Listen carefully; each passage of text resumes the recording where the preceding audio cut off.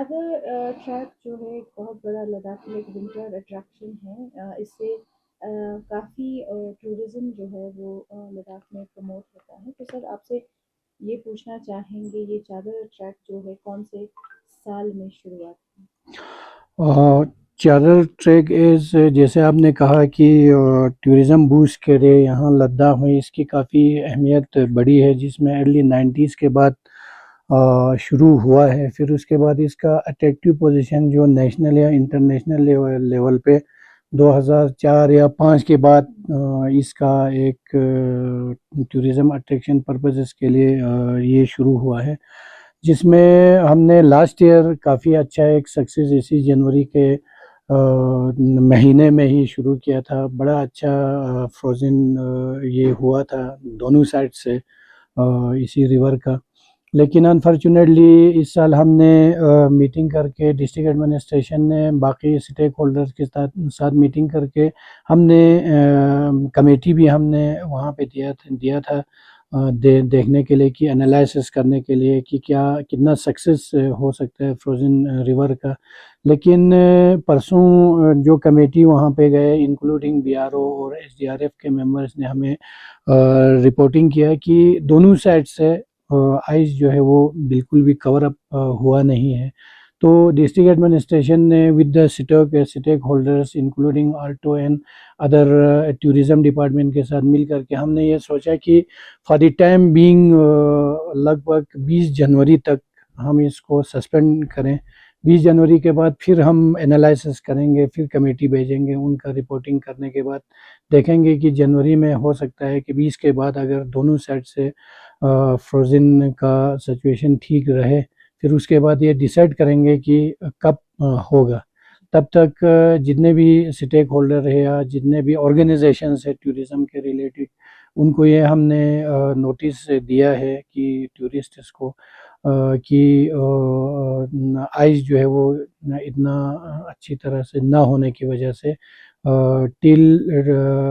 20 जनवरी 2026 तक सस्पेंड है। उसके बाद जैसे मैंने कहा कि एनालिसिस करके फिर बताया जाएगा। जी सर आपसे ये जानना चाहेंगे कि चादर ट्रैक ना ही सिर्फ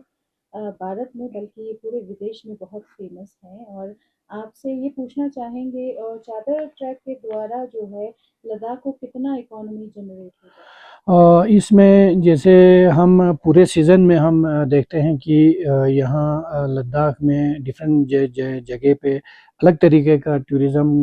में चलता रहता है, लेकिन ये विंटर का एक अच्छा स्कोप है नेशनल लेवल पे टूरिस्ट को। इंटरनेशनल लेवल पे जो आपने बताया कि किस तरह से विंटर को देखा जाए और किस तरह से हम बेसिक में विंटर का जो सिचुएशन में लोग रहता है या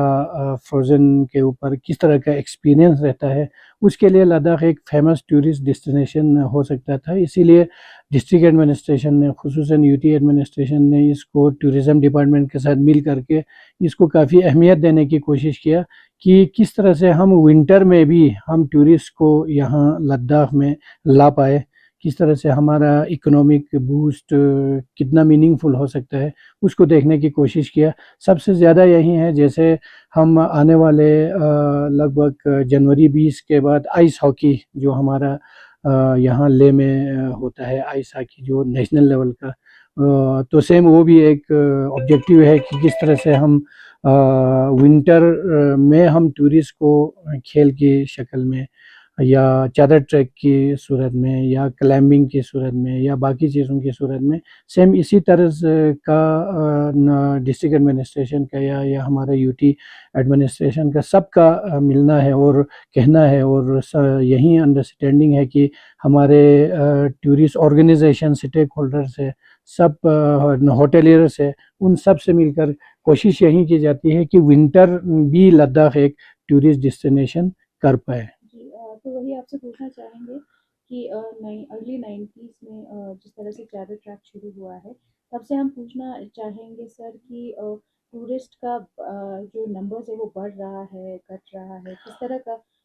मेंटेन किस तरह कर रहे हैं कि और भी जो है टूरिस्ट अट्रैक्ट हो जब विंटर की बात आती है? इसमें फ्लक्चुएशन सिचुएशन रहा है, जैसे मैंने कहा कि अर्ली 90s के बाद बिल्कुल भी कम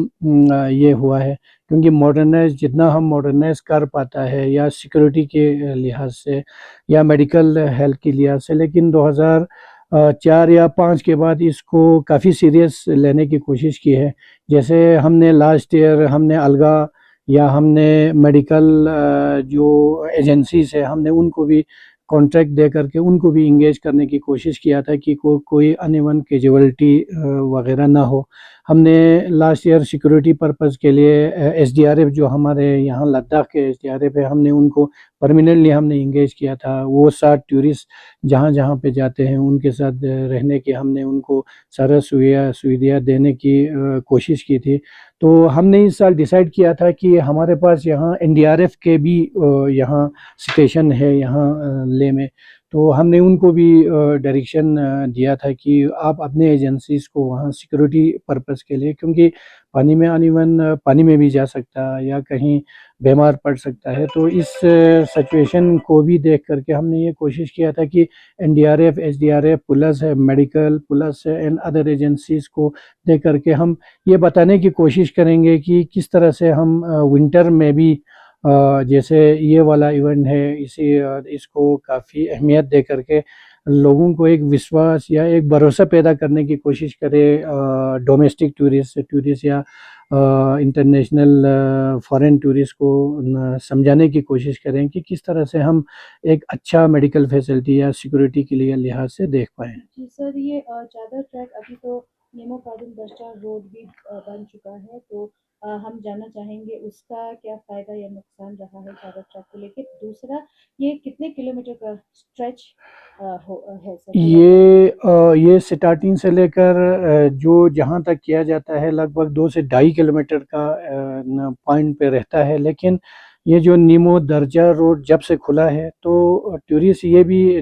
जानना चाहता है कि विंटर में कैसे ज़ानस्कार का भी सिचुएशन देख पाए, वहाँ पे भी जाने की कोशिश करता है। बहुत सारे टूरिस्ट जो हमें रिपोर्टिंग होता है कि बहुत सारे टूरिस्ट ऐसा है कि यहाँ 1 या 2 रात इसी एरिया में रहने के बाद वो 1 दिन के लिए ज़ानस्कार या 2 दिन के लिए ज़ानस्कार तक भी टच करता है, जो एक नया ट्रेंड है देखने को मिला है। तो डिस्ट्रिक्ट एडमिनिस्ट्रेशन कोशिश करता है कि किस तरह से लोगों को विंटर में भी ज़ानस्कार का सिचुएशन देख पाए, विंटर में सर्दी कैसे वहाँ के लोग बीतता है, तो वो भी एक सिचुएशन नया बिल्कुल है। हमें इस चीज़ को देख कर के इस साल हमने ऐसी चीज़ों को भी मद्देनज़र नज़र रख कर के हमने ये कोशिश की थी कि किस तरह से बीआरओ को भी हमने इसमें शामिल किया था, ताकि इनके रोड्स का जो मेंटेनेंस है या जिस दिन क्योंकि इनका रोड में काफ़ी काम चल रहा होता है रॉक कटिंग वगैरह, तो इस चीज़ को देख करके भी हमने बीआरओ को भी शामिल करके कोशिश की थी। करने की कोशिश ये है कि किस तरह से हम टूरिस्ट को ज़ानस्कार तक भी ले पाए या उसके बीच में जितने भी सिचुएशंस है या रॉक है या वाटरफॉल है उनको भी दिखाने की कोशिश करें, ताकि आने वाले कल में ये जो चादर ट्रैक है वो काफ़ी आगे फेमस हो करके विंटर टूरिस्ट को कैसे बूस्ट किया जाए वो डिस्ट्रिक्ट एडमिनिस्ट्रेशन ने कोशिश कर रहा है या हम आगे चल करके करेंगे। जी, तो आपने जैसे कहा कि एडमिनिस्ट्रेशन जो है इसको बहुत अच्छे से देख रहे हैं, क्योंकि विंटर टूरिज्म के पॉइंट ऑफ व्यू में, तो सर हम जानना चाहेंगे क्या कुछ खास फैसिलिटीज़ और क्या कुछ खास ध्यान रखा जा रहा है चादर ट्रैक में? चादर ट्रैक में जैसे मैंने कहा कि सबसे पहले इनको यहाँ से यूं ही यहाँ हमें मेन बाज़ार में जो टूरिस्ट सेंटर है वहाँ पे सबको पहले इनका मेडिकल चेकअप बिल्कुल ही किया जाता है। हमारे मेडिकल डिपार्टमेंट को भी डायरेक्शन दिया जाता है, वहाँ पे सारे मेडिकल पैरामेडिकल्स भी होता है। फिर इनॉग्रेशन पहले दिन इनॉग्रेशन होता है, फिर हर एक टूरिस्ट को मेडिकल पॉइंट ऑफ व्यू से देखा जाता है। किसी भी टूरिस्ट को यहाँ से अलाउ नहीं किया जाता है किसी भी एजेंसी के थ्रू जब तक इनको मेडिकल इनसे ना गुजर पाए। फिर उसके बाद वो जो ऑल्टो है या बाकी एजेंसीज है वो अपने अपने गाड़ियों में लेकर के वहाँ सिचुएशन पे पहुँच जाता है। फिर उसके बाद ये जितने भी एजेंसीज है इनके साथ जुड़े हुए हैं टूरिस्ट रिलेटेड उनके साथ जो जितने भी लोग होता है, जो ट्रेन लोग होता है, उनके भी वहाँ टेंट लगे होते हैं, वो अपने अपने टेंट में रखा जाता है। फिर उसके बाद जो हम सैनिटेशन का भी हम काफ़ी ध्यान रखा जाता है, जिसमें हम वो लास्ट ईयर हमने अलगा को दिया था। इस साल हमने 2 डिपार्टमेंट को हमने वाइल्ड लाइफ और टूरिज़्म को हमने इन्वॉल्व करने की कोशिश किया, वो सैनिटेशन पॉइंट ऑफ व्यू से। फिर इसी तरह जैसे मैंने कहा कि मेडिकल पॉइंट ऑफ व्यू से हम कॉन्ट्रैक्ट पे दे देता है कि वहाँ एम्बुलेंस रहे, पैरामेडिक्स रहे, फर्स्ट एड रहे, वो सारा उनका अवेलेबल ही रहता है। फिर सिक्योरिटी पॉइंट ऑफ व्यू से हमने लास्ट ईयर एसडीआरएफ के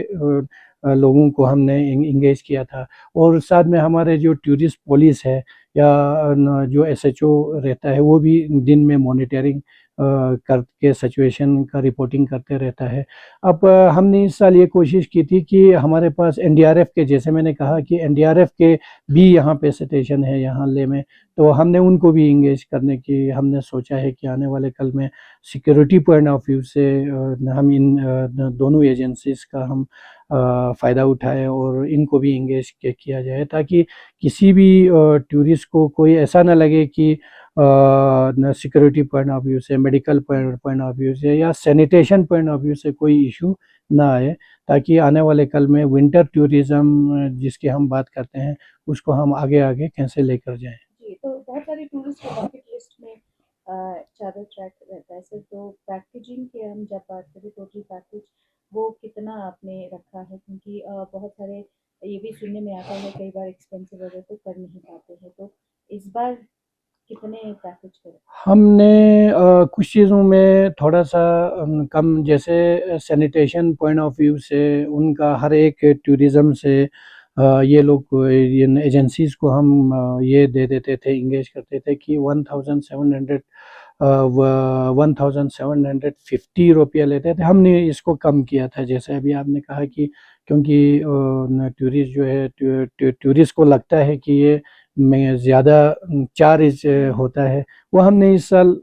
उसको कम करके हमने वो टूरिज़्म और वाइल्ड लाइफ के ऊपर रिस्पॉन्सिबिलिटी देने की कोशिश किया, ताकि पैकेज जो है वो थोड़ा सा कम हो। तो इसी तरह से